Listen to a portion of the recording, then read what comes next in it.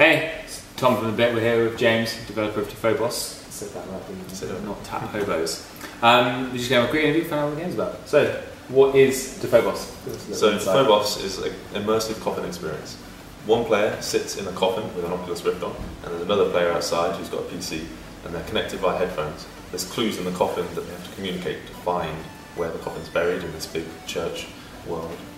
Awesome. Oh, how did you come up with the idea of that? Well, we started at a game jam. There was a group of us, and we wanted to make a game that was physically uncomfortable in real life.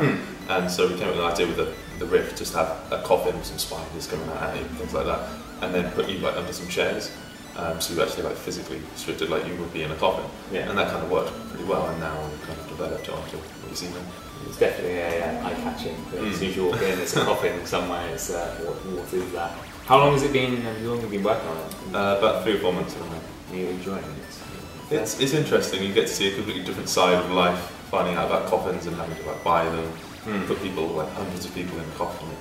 It's a unique experience. Is it your first game? No, I've made a few like little games on Android, PC, and things like that. But this is like the first big one that I've shown to people at shows. Awesome. Are you hoping to? Is it going to be developed further, or is it basically how far into development is it? Probably a third, as in all like the visual assets are done, but the actual kind of gameplay, the clues, the randomisation, so it'll be randomised all the time. That isn't done yet. So to do that is like the next step, and then we'll hopefully find a way of making the coffin a viable component in every lounge. Unique attachment. How long has it taken people? What's the average? Well, like length of time. Yeah. Some people are like really quick; they can just do it in like a minute, and I don't even know how I can do that. But some people, take 5-10 minutes, and then by that point, the person in the coffin has unfortunately died. It's in the game.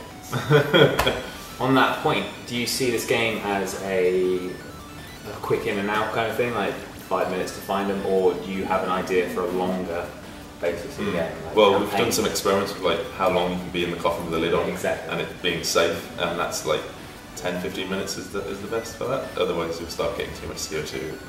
Bad things will happen. So long form games, maybe not. Although you could like take the lid off.